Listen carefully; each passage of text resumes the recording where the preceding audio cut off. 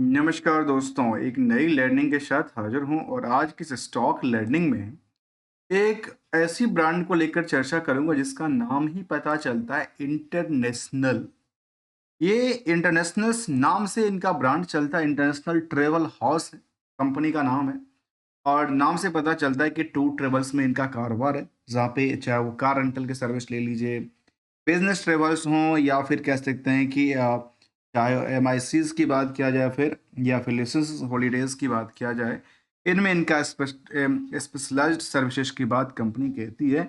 International travel house limited जो कि one of the India's leading travel management companies हैं और इसको लेकर के जहाँ इसको कंपेरिजन करने के लिए कुछ भी और कंपनियां हैं इंडिया में, जैसे मेक माई ट्रिप कह रहे हैं, यात्रा डॉट कॉम्स हैं, क्लियर ट्रिप हैं, काफ़ी सारी कंपनियां हैं यहाँ पे।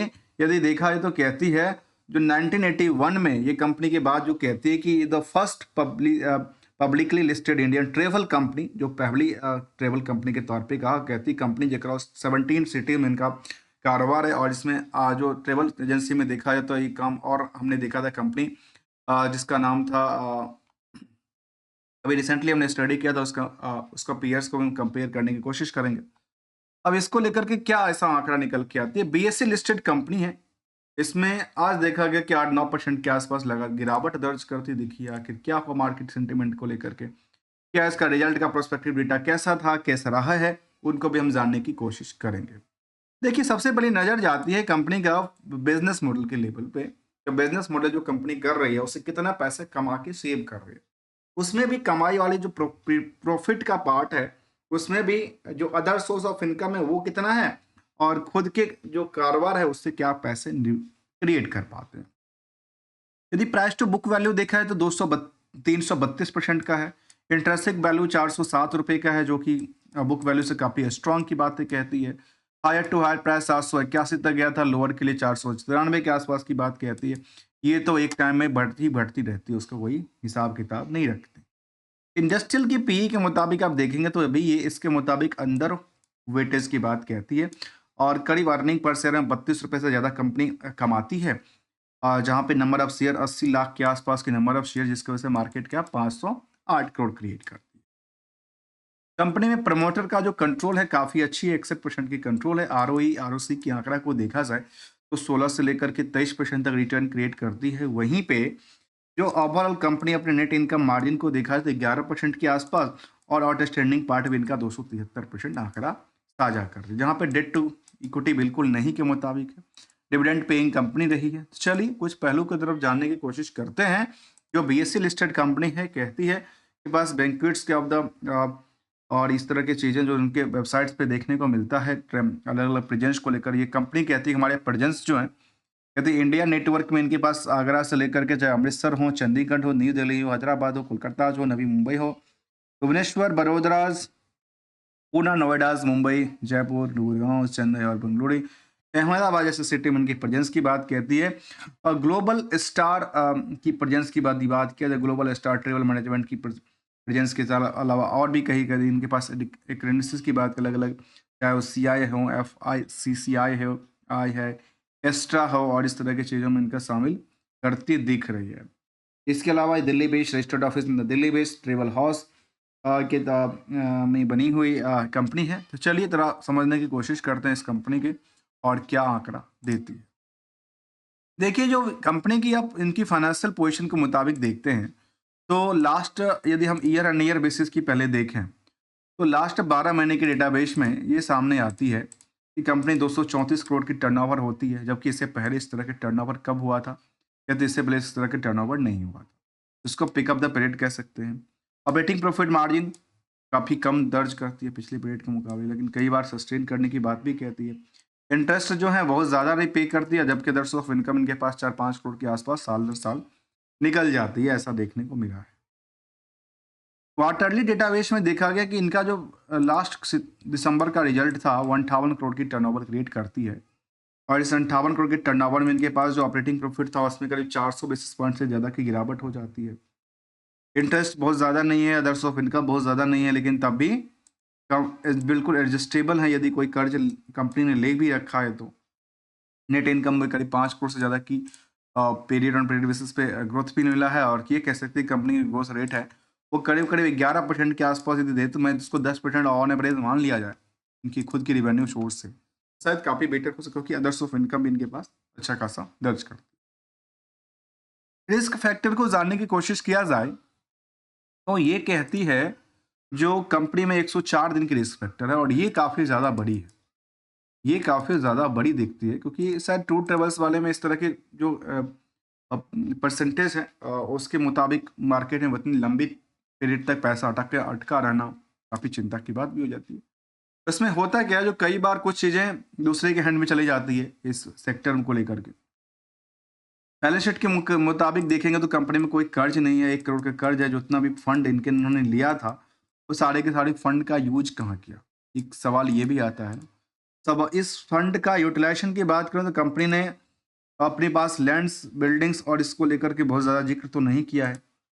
रिज़र्व की इन्वेस्टमेंट भी करीब 60 करोड़ के आस-पास की बातें कहती है, और अदर एसेट्स के अंदर की बात करें, जहाँ पे ट्रेड रिसीवेबल सबसे ज़्यादा 70 करोड़ पड़ा हुआ है। 70 करोड़ के लिहाज से देखा जाए तो ये इनका सितंबर तक का डेटाबेस था। 70 करोड़ के मुताबिक ये डेटाबेस कहता है। लेकिन H1 के डेटाबेस के मुताबिक उन्होंने साझा किया नहीं। यदि हम इसकी बैलेंस शीट को देखें, कंपनी में कुछ बैलेंस शीट उन्होंने दिया है कि नहीं दिया है। कंपनी ने यदि बैलेंस शीट दिया होगा तो शायद उसमें कुछ डेटा तो हमारे सामने कैप्चर हो जाएगा, आखिर कितना पड़ा हुआ था। यदि नहीं होगा तो फिर कोई कहने वाली बात ही नहीं है। फाइनेंशियल के मुताबिक देखा जाता है, मुझे लगता है यहाँ पे फाइनेंशियल ही अपडेटेड है। कोई बैलेंस शीट की डेटाबेस अपडेटेड नहीं है इस कंपनी का। तो ये हमने थोड़ा-सा पार्ट यहाँ पे समझने की कोशिश किया। तो ओवरऑल इसको काटा भी जा सकता है, और साल दर साल की जो परफॉर्मेंस लेवल थी उसमें सेल्स में लगातार ट्रेंड रही है। प्रॉफिटेबिलिटी में अप डाउन दोनों रहा है। स्टॉक प्राइस में अप डाउन दोनों रहा है। Return on equity near about the return 17% तक की मूवमेंट की बात कहती है। वहीं पे कुछ और पहलू कहता है कि पीयर्स के मुताबिक आप कंपेयर यदि करते हैं, जहाँ पे आप थॉमस कुक्स हो, इकोस इंडियाज हों, ट्रेवल्स वाइज ट्रेवल्स जैसे कंपनी भी शामिल है। वहाँ पे इंटरनेशनल ट्रेवल हाउस की बात करें तो इसमें करीब 19 टाइम्स के मुताबिक यदि भीड़ का आंकड़ा कहती है, तो अर्निंग पर शेयर यदि हम देखें लास्ट 12 महीने के डेटाबेस के मुताबिक, तो सबसे ज़्यादा कोई कंपनी यदि गेन करती है तो उसका नाम है ट्रेवल, जो 37% कमाई को सेव करती है। लेकिन ये दोनों कुछ कंपनियां, जहाँ पे चाहे इकोस की बात करें या फिर इंडस्ट्रियल ट्रेवल हाउस की बात करें, तो करीब करीब 11% तक की प्रॉफिट इनके पास नेट इनकम मार्जिन में कन्वर्ट हो पाती है, जो सेल्स और प्लस अदर्स ऑफ इनकम को देखा जाए तो। ये कुछ पहलू था, इसको कंपेयरिंग करके समझने के पर्पज से। जबकि निवेशकों का इंटरेस्ट ये कहता है कि 12-13 हज़ार निवेशक हैं कंपनी में। प्रमोटर के अलावा की बात करें तो जो मेन कंपनी है उसका रोशल्स क्रेडिट लिमिटेड, जिनके पास पहले होल्डिंग हुआ करता था शायद, आजकल इसकी होल्डिंग जो है वो किसके पास है? आईटीसी लिमिटेड के पास है। तो ये कंपनी फिलहाल कह सकते हैं कि आईटीसी की कंपनी है। आईटीसी कई सारी कंपनी अपनी होल्डिंग लगा कर रखा, चाहे वो देखा है तो ईएचए हो, गुजरात होटल्स हों, एलएलबीस हों, और देखा है तो इंटरनेशनल ट्रेवल के अंदर उनकी 48% से ज़्यादा की होल्डिंग, अर्थात ये कंपनी किसका रहा? आईटीसी इंडिया की रही। जबकि पहले किसी और की कंपनी था, इसमें होल्डिंग देखा गया कि रूशल इन्वेस्टमेंट का भी दर्ज करती दिखी है। रूशल इन्वेस्टमेंट भी क्या इनका ही कंपनी है, किसी और का कंपनी है का केयर रेटिंग, और ये भी कुछ कंपनियों में अपनी होल्डिंग 1-2% के आसपास रखी है। आम पब्लिक की बात करें तो आम पब्लिक में कुछ निवेशक का नाम शामिल करता है, और इनकी ग्रोथ रेट में कह सकते हैं कि अच्छी खासी पीरियड ऑन पीरियड बेसिस पे लगता है। तो इसके लिए मुझे लगता है कि ऐसा कंपनी बना के रखा है इन्होंने, जो आईटीसी की बात करें, जो कि होटल इंडस्ट्री से बिलोंग करती है, उनको ट्रेवल की चाहिए, तो अपनी बुकिंग प्लेटफॉर्म के लिए शायद ट्रेवल और बाकी जो हाउसिंग बुकिंग जो प्लेटफॉर्म है उसके लिए शायद इसको उन्होंने अपने रखा है इंटरनेशनल ट्रेवल हाउस लिमिटेड के नाम से, जहाँ पे ये बुकिंग वगैरह लेते हैं और अलग अलग प्रेजेंस की बात कहती हैं, और शायद यहाँ से वहाँ पे इनके पास रिवेन्यू जाते होंगे। तो शायद रिवेन्यू का जो पोर्शन है ना, एक जगह से दूसरी जगह पे कैसे जाते हैं, या तो वो जो डेटर्स का पार्ट है वो भी ऐसे ही इनका शायद चल रहा होगा। फिलहाल यहाँ पे मार्केट में देखा गया अप डाउन के सिचुएशन के मुताबिक मार्केट फिलहाल एक ही रेंज में काफ़ी दिनों से ट्रेडिंग करती दिखी रही है। चाहे वो आप कुछ पिछले 5 सालों के डेटाबेस को देखें तो मार्केट एक रेस पे है, करीब 45-40 रुपए के स्टॉक आजकल 650 के आसपास ट्रेडिंग करती दिखी है। तो मार्केट तो बुल है ही। टूर एंड ट्रेवल्स के डील करने वाली कंपनी में देखा गया कि इनका जो पीरियड ऑन पीरियड बेसिस पे आप देखते हैं तो डिविडेंड भी पे आउट करती है कंपनी लगातार 5-5 रुपए के आसपास, 4 से 5 रुपए के आसपास। जबकि जब से लिस्टिंग हुई तब से पिछले 10 सालों में इनकी परफॉर्मेंस लेवल में करीब 180 से लेकर के करीब 100 और 150% तक के आसपास, और साथ में देखा कि कुछ सब पीरियड में कोविड के बाद की बात करें 24 के बाद, तो करीब 725% तक की ट्रेंड ज़ाहिर करता है। और ये एक मार्केट की ट्रेंडिंग के मुताबिक हमने देखा और समझने की कोशिश किया। एक सवाल अक्सर आता है कि सर इसके लिए टारगेट क्या है किसी कंपनी को लेकर, कोई बॉटम क्या है? दोस्तों हमेशा कोई ना कोई टारगेट लोग अचीव कर रहे हैं, कोई ना कोई अपनी एसएल को निकाल भी रहे हैं। तो हमेशा कोई ना कोई कर रहा है, और इसमें ध्यान देने वाली बात है जब भी लिया हो अपनी एक्सपेक्टेशन के मुताबिक यदि अच्छी खासी चल रही है तो प्रॉफिट को, जो कैपिटल है उसको निकालना चाहिए, बुक करना चाहिए। और यदि कैपिटल हमारी नुकसान में जा रही है तो एसएल करके अपनी कैपिटल को कम से कम बचाने के प्रति भी इच्छुक रखना चाहिए। अदरवाइज रिस्क हाई रिटर्न की एक्सपेक्टेशन क्रिएट हो जाती है। मिलेंगे कुछ नई लर्निंग के साथ, तब तक के लिए अब थैंक्स फॉर द ज्वाइनिंग। आपको अच्छा लगा हो वीडियो तो लाइक, चैनल को सब्सक्राइब करना मत भूलिएगा।